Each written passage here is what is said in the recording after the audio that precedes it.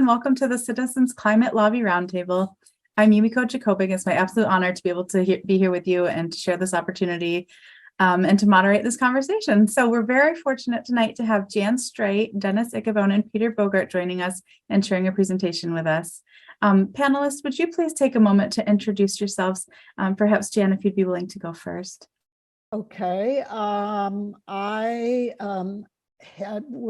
I had a chance to be a teacher when I graduated from the University of Illinois, Chicago, in inner city teaching and ethnic history, but there were very few jobs in the state. And so therefore I went to become an insurance investigator. And that is what I did in the first part of my life. The second part, I have been passionate about being a mentor for empowering women to build healthy lives at the Women's Resource Center in Grand Rapids, and a co-leader with the Grand Rapids Citizens Climate Lobby chapter. And I love birding and kayaking and exploring missing trails. And that's who. Thank you very much, Jan. Thank you. Dennis? Yes. I'm a retired dentist, and I've been working with CCL since 2018, I'd say. And one of the things that we were doing at that time is being asked to write articles for the local paper. And so I have an interest in research and so forth. And this was a good time for me. I wrote articles that really stimulated my interest and I thought were worthwhile, one of which is what I'm going to be talking today. Wonderful. Thank you very much. Peter? Well, much like Jan and Dennis, I'm also retired. I have to tell you, retirement isn't what they told me it was going to be. No, there's no lack of activity. But prior to retirement, I was involved in residential energy efficiency. I was certified to analyze homes and put together programs to make them more energy efficient. So, I could run the depressurization tests, the infrared thermography, combustion zone analysis, all that kind of stuff in order to understand what makes for a healthy house and a very efficient house. Worked primarily for Ottawa County's Community Action Agency as a weatherization inspector, and then moved from there to the City of Holland, where I was the person who came online in 2016 to launch their home energy retrofit program.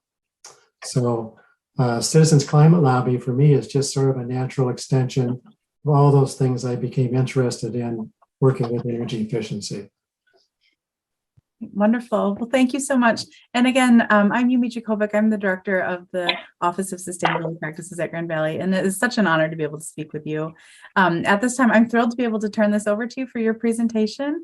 For those of you in the audience who have questions, please feel free to share your questions using the Q&A function. Please know that we will have designated time, plenty of time to ask them at the end. So go ahead and put them in the Q&A as you think of them, and then we'll have a designated time at the end. But so thank you again very much, and we'll turn it over to you. Again, thank you to Grand Valley for this invitation. We're excited about CCL and happy to share what we have learned in the process. We're going to be talking about how to build effective climate policy. Just a little bit of background for you. We talk about who is CCL. Actually, you can trace the roots all the way back to just one person, a guy named Marshall Saunders in California, who got some people together in his living room and said, we've got to do a better job in this country about putting bipartisan, effective climate policy together. And as they brainstormed about how to do that, Citizens Climate Lobby as a model kind of emerged. There are now 19 chapters in Michigan with almost 9,000 members. There are 450 chapters in the United States with close to 211,000 members. We have gone international, 152 chapters in 51 countries. That's kind of numbers, but who gets involved? And we are really just everyday people. There are no superstars here. There are no famous people. We are ordinary folks who are concerned about climate and feel that we need to work towards this for the benefit of all of us. What Citizens Climate Lobby does is empowers people to work together on climate policy. And we will be very particular about advocating for bipartisan climate solutions. Just as a foundation, where do we start? Folks, we accept the science. We're not going to argue back and forth about science reports or fake news or anything else. We accept the science, and that's embodied very well in the work from the the IPCC.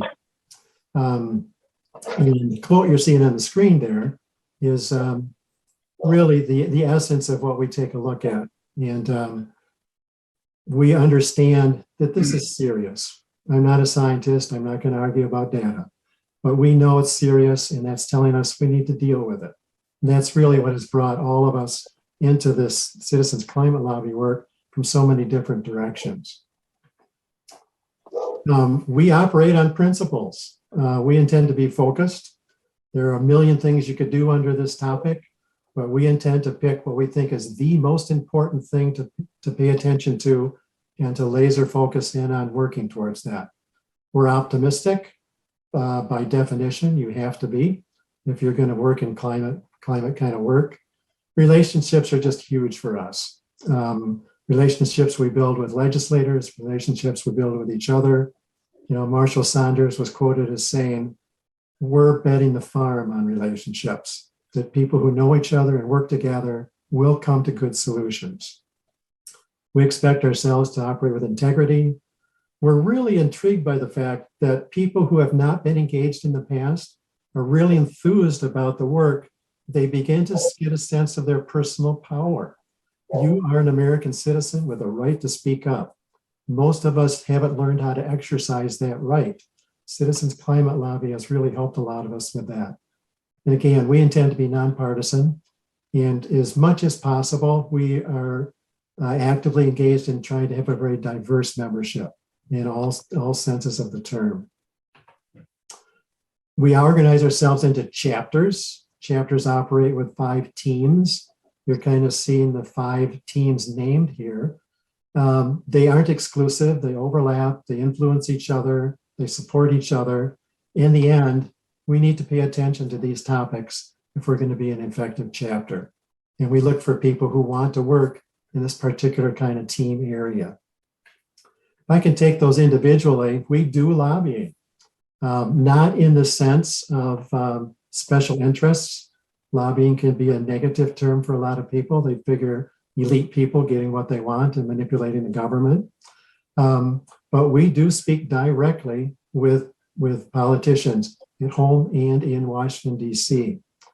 And we engage in things like monthly calling campaigns where people agree to call once a month. They get into a schedule, get a text message reminder, it's your time to call. And that helps us stay connected with our legislators in Washington and lets them know, yes, people back here really do care. We work on chapter development. We want to be more than just names on a list. So we do have monthly chapter meetings. We work on educating ourselves. We mentor new members and help them find their voice in the way they want to use their voice. And we offer opportunities for engagement. Tabling would be an example. Some of our people will go to local events, set up a table, and be there as information providers for people who attend that event. We do engage with media. We encourage a lot of letters to the editor, opinion pieces and editorials. We're engaged on social media with a Facebook page. We do press releases. And you're seeing at the top of the screen there, the byline from the Holland Sentinel. I highlighted that because in our Holland area chapter, we were offered the opportunity to do a monthly column in the Sentinel. So first Thursday every month will be a column in the Sentinel from our chapter on some topic related to climate change. We work at the grassroots. This is really just a key kind of piece for what we do. Peer-to-peer conversations. Nobody is more credible in this discussion than you speaking with friends and neighbors. They want to hear from people they trust. And we encourage this peer-to-peer kind of conversation as a real strong element of what moves the needle in this conversation. We also as an organization, collaborate with other groups in ways we can support them and find ways where they can support us. We operate in another team we call grass tops, kind of a strange term to a lot of people, grassroots, but we try to identify who are the influential people in our community. And would those people be willing to say something supportive on behalf of climate change? Would they be willing to make a statement of support for the kind of proposals we're making and send that statement or report to our legislator?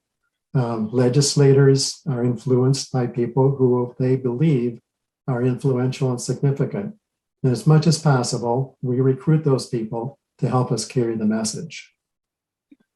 All of that is kind of built into a rubric we call Create the Political Will for a Livable World. We are engaged in political work. We are not, however, the elite, what I want from the government and too bad for you kind of approach. We want something that's really good for every citizen. The question is, okay, Pete, nice outline, nice looking organization, nice slides. Does it really work?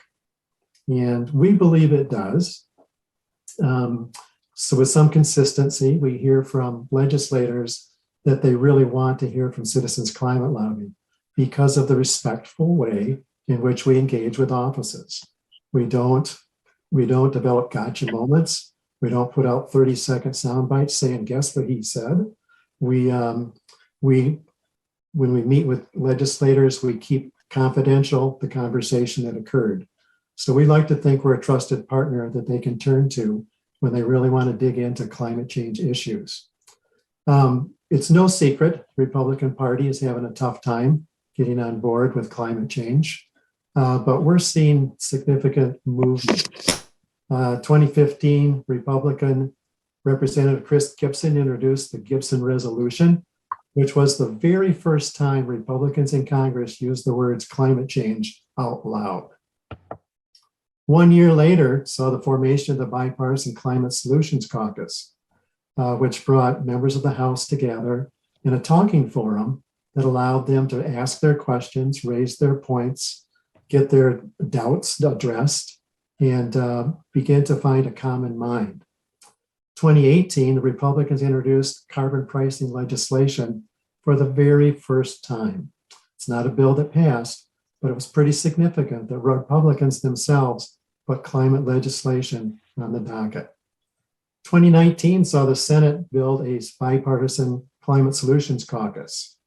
And again, significant movement indicating that folks are moving towards engagement with the issue. A lot of that paid off in 2021 when the Bipartisan Infrastructure Investment and Jobs Act was passed. Folks, there was $47.2 billion in that bill directed towards climate change projects. 1 year later, the Bipartisan Chips and Science Act was passed with $67 billion directed towards climate projects. Although it was not bipartisan, the Inflation Reduction Act has something like $670 billion in it directed towards climate projects. We think if you follow the money is moving in the right direction. And we recognize that years and years of advocacy in Congress, we believe has helped move the needle in that direction. I'm going to pass it off to Dennis Icabone here now, who's self-introduced as a data geek. And he's going to fill you in on some of the things that he researches. Yeah, before I start my little program, what I wanted to do is just draw attention to some of the numbers that we've got in front of us. They're very straightforward. I always reveal my sources, and this time it was the EPA eGrid Explorer data, or Data Explorer. But in any case, I wanted to show this because this has a little good news. This basically is a summary picture of the total metric tons of CO2 emissions from electrical generation for the entire country in years 18, 19, and 20. And if you look at those, we start out with 1,974,000,000. And then it drops all the way to 20 to 1,645,000,000. That's quite a drop. And I wanted to look at Michigan because obviously this is my home state. And we go from 64th million to 49 million. Now this is from the entire state of Michigan for those years. So this is good in the right direction, obviously. And my assumption, because I haven't had a chance to really dig into these, this reflects mostly the closure of coal-fired generation plants. And I'm sure there are more to come. That's a good deal. In 20 for Michigan, we may have seen some effects of the pandemic, possibly as well with the United States nationwide. But in any case, I just wanted to draw your attention to this. When I chose my topic for this presentation, I didn't have to ponder it all. The subject that I most want to share and talk about and am most concerned about can be stated in 5 words. The oceans are in trouble. I am not referring directly to pollution caused by all forms of plastic pollution or petroleum pollution, although these are very important and must be addressed. I'm referring to a process that literally changes the nature of ocean water and in some cases causes irreparable damage to the ocean's most important inhabitants. I'm focusing on the persistent and immeasurably increasing chemical pollution by atmospheric carbon dioxide. The National Oceanographic and Aeronautic Administration recently issued a report last May detailing increased amounts of CO2 in the atmosphere. We know CO2 emanates from burning fossil fuels, cement manufacturing, deforestation, agriculture, and many other things. We know that CO2 is an essential part of plant growth and wherever photosynthesis is taking place. And has always been a component of the Earth's atmosphere. Prior to the Industrial Revolution, however, the concentration of CO2 was never more than 290 parts per million. In the 1950s, this initiated an accelerated use of fossil fuels and an increase to 300 parts per million. Today, the measurement is 421 ppm. This is amazingly a 40% increase in just 72 years. And there is no historical atmospheric analog for the rapidity of this change. The ocean and the atmosphere interact very closely with each other, and this is what has been termed a dynamic exchange. A process that creates an equilibrium between ocean and atmosphere. As the concentration of CO2 increases in the atmosphere, there is a similar increase of CO2 absorption in the ocean. In addition, it was determined over time the ocean absorbed more CO2 than it produced, and so was considered and named net sink. The rest of the Earth's surface, land, rivers, lakes, plants, trees, is considered a net sink also, but to a lesser degree. However, it is estimated that the combined land and ocean sinks have amazingly absorbed about 50% of all CO2 emitted into the atmosphere. When the sinks were first discovered, many observers focused on the benefits that they thought they would have because of the exchange of significant amounts of CO2 from the atmosphere into the ocean. However, decades of measurements indicate that there is a significant downside to the growth and magnitude of the oceanic sinks. The CO2 absorbed in the ocean changes the chemistry of the seawater in a process called acidification. Oceanographers have studied how CO2 affects the ocean's ecologies for more than 30 years. When seawater absorbs CO2 and interacts with seawater, and it produces carbonic acid. There is wide consensus that since the beginning of the Industrial Revolution, The increase of CO2 has changed the ocean's pH and has increased its acidity by 30%. At this point, we should look at the engine of the oceanic CO2 sink. How does it work? How does it move billions of tons of CO2 out of the atmosphere and into the ocean every year? We know it's built upon the metabolisms of phytoplankton, a microscopic single-celled plant called microalgae, also known as diatoms. They are free-floating, and hence the word plankton. They're free-floating, okay. They are importantly photosynthetic. They make their own food and energy. Their carbon metabolism begins with photosynthesis, and carbon acquisition actually incorporates the inorganic carbon into different organic metabolites. They literally make carbon part of their bodies. As part of the photosynthesis in aggregate, diatoms produce and emit 20% of the Earth's oxygen.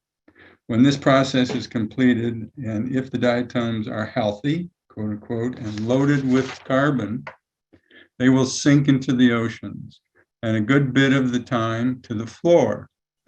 It is there in the ocean's depths that the diatoms will die and remain with their sequestered carbon for hundreds of years. So this is a necessary component in the intricate carbon sink process. Here's the rub.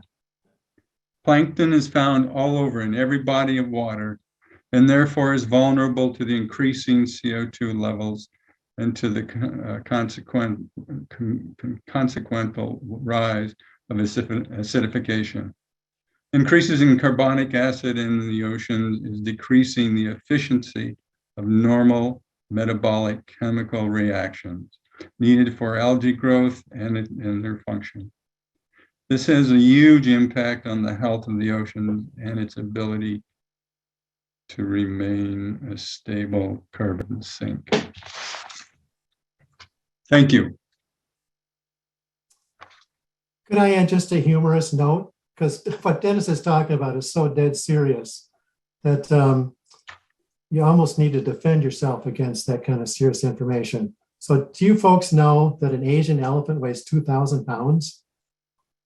If I go back to these numbers, 1,974,000,000 metric tons, I just have this vision of maybe 500 million elephants floating in the air. And that kind of helps me understand how much carbon dioxide is really there. We're going to move along here. Jan, you have a contribution you want to make to the conversation.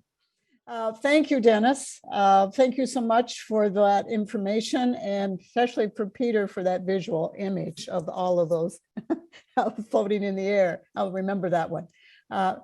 Dennis has demonstrated how our members with their personal interests in research and enriched backgrounds get involved in these important issues, connected with CCL's focus of reducing carbon emissions and what it takes to develop a holistic, clean energy systems. As we've seen during this whole summit, equity climate plans at all levels ties into what Peter has explained about our work in our CCL team structure and how we work through the grassroots and the grass tops and all these various levels, and trying to, people would have specific interests in which they can identify with the work. CCL, like many of the organizations that presented, we're all about collaboration, building respectful relationships, as Peter has said, for an inclusive advocacy approach for good policy, and which is happening both at an international, the national, state, and local levels as we do work to expand our collective influence.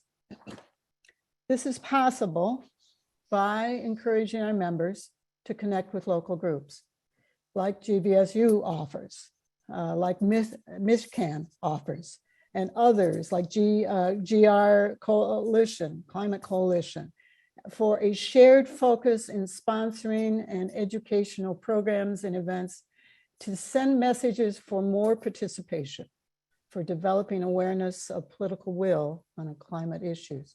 This is a visual image of CCL has 75 action teams listed on this screen. It shows the different action groups all formed across the country and beyond through CCL membership with multiple areas of interest, identities, and educational possibilities. Our volunteer members join for selections outside their local chapter to participate in these monthly virtual connections to widen their skills on communicating or focusing on particular interests in which they want to expand. I'm going to highlight a few of the areas in separate areas, kind of breaking this down so you can see it a little bit better. This is the first part of one section of it, and you can see there's a whole section stated as analysis and impacts. Some of this would be actually tie into what Dennis was talking about on the ocean and the seafood or coastal impacts, if you were interested in those particular areas to expand your knowledge on it. Under business and labor, Agricultural Action Group has put together a number of videos on agricultural practices and other things and linking in with what's happening across the country and across the world. Business Climate Leaders has a very detailed, layered kind of groups of videos and other ways to contact how they are involved in, and on and on. But I'm going to particularly want to emphasize a health under it because Dr. Lisa Del Bono is the head of the Health Action Team. And she spoke on health equity yesterday for the summit. And she directs this team and brings health professionals into the picture. In the last session of the summit, just before this, they were talking about how to get health professionals in the picture and how more involved. Well, this is exactly how it happens. This is a whole group of health professionals that join across the country to be in this action team and figure out ways that they can be working in their own and expanding the conversation. And I'm sure that Lisa would have a lot more to say about it, but I just wanted to highlight that. And then we flipped over to the skill building part. We talked about how do we have the conversation? How do we do that? How do we meet with grass tops people? And then that's the grass tops engagement. And you can see a list of different things there and working on it. And then the state and international groups, and you can see there's one in French, because there is a French group, and there are multiple other groups there might be that may not be on this list. Here's some common interest groups. I'm not going to lead them all, but you can see I want to highlight down towards the bottom, the Inroads group, because Dr. Lisa Del Bono brought this up. This is a group that based on the MIT studies on how different forms of carbon, so you can begin to reduce down the carbon emissions, and it's a wonderful study, and this particular group is there to learn more about that, and people can join it. As chapter development shows you that we as chapter leaders have ways to learn and develop our skills in group development, onboarding new members, and also learning and training ourselves on how we can do it better. Next screen. Here's a whole group of affinity groups. And we just had last month a very successful inclusion conference that was focused on our affinity groups, and they participating and being able to highlight the equity issues, the just kinds of environmental justice issues, those kinds of things. And this shows you the various groups that have formed.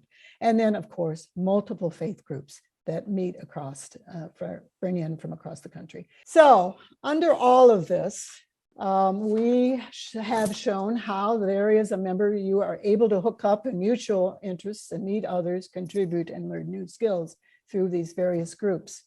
CCS, the summit has had diverse speakers and provided an excellent overview on how much is available to learn to be involved in developing climate solutions. As Dr. Moore said yesterday, one person can be a multiplier, working with others. Dr. Denise Keel of Michigan today emphasized needs for increasing the percent of actively being engaged by looking at the 6 Americas chart.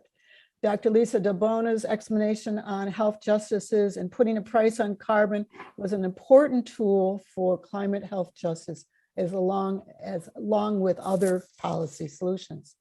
So this screen is up, and you have heard from all of us who are aware within Michigan and throughout the country, multiple organizations are stressing the importance of November 8th election. This time is now to vote for climate. We cannot hesitate, and we can bring people in various ways in conversation. Now, what does this mean for CCL? We are nonpartisan. We don't support specific candidates. We welcome all people. Again, as you've heard, that each means us paying attention, researching our candidates, checking their voting records on climate issues, or if you don't have time to do that, at least having trusted sources on where and what these candidates are doing and paying attention to that. And at the top of the list, as each of us across the summit, is having the conversation on voting and climate with your friends, just like what has been happening at this summit. It's a continual message from all of us to keep having that conversation. This is climate action. Voting is climate action. It's what CCL promotes as being involved at the foundation of formulating good climate policy, with every leader at every level of government for expressing our political will. And often in the past, people have known us as a total focus on federal. Now we've switched and we're more local and state and federal, that every aspect is important. And so on the second half of the screen, you see urge environmentalists to vote. So what this is one nonpartisan way CCL encourages involvement are the phone banks by Environmental Voter Project. This is an independent organization separate from CCL, but EVP is identifying inactive environmentalists, people who say they're environmentalists, okay? And we're working on transforming them into conscious voters. This has been going on for several years. And EVP now works in 17 states in making calls to those listed as environmentalists, but have not voted in the last election. It's a simple call. All you do is ask them to vote. And so you can sign up to do that. If there's one thing you want to do and something very easy, you can sign up to one of the phone banking. You can see it at the bottom. It's Environmental Voter Project, and it's environmentalvoterproject.org. So it's very simple. Of course, there's a QR code because this came off of a flyer. Okay. So that's one way to really begin to take some action. So my personal story on how I learned the importance of influence and paying attention came from my father. He was my hero. He was a man who demonstrated through his respectful character a sensitivity to the environment and in his personal relationships. His actions did speak louder than words. His words were also filled with kindness, and they were powerful. And as his key lesson was always to pay attention. Well, like most people, and like what Denise talked about in her session, as in the percents of surveys, I had limited time. And through life's challenges, it was difficult to pay attention to the greater happenings in our environment. I'd hoped that our leaders would make the right decisions on complex issues. I thought it was out of my control. I had forgotten my father's lesson. Paying attention was taking control. Paying attention and taking control and learning what I could do no matter what. It didn't matter. I could take a few minutes of the time to make a call to a congressional person. It wasn't going to take that much work. So paying attention was taking control. And through a passionate friend, I learned about CCL. I'd never heard about them, and how I could join others in a collective action for solutions in our climate crisis. That was back in 2015. So my dad died in 1993, a long time ago, 27 years ago. He was one of the pioneers of the 911 emergency call system, responsible for advocating and installing systems across the country.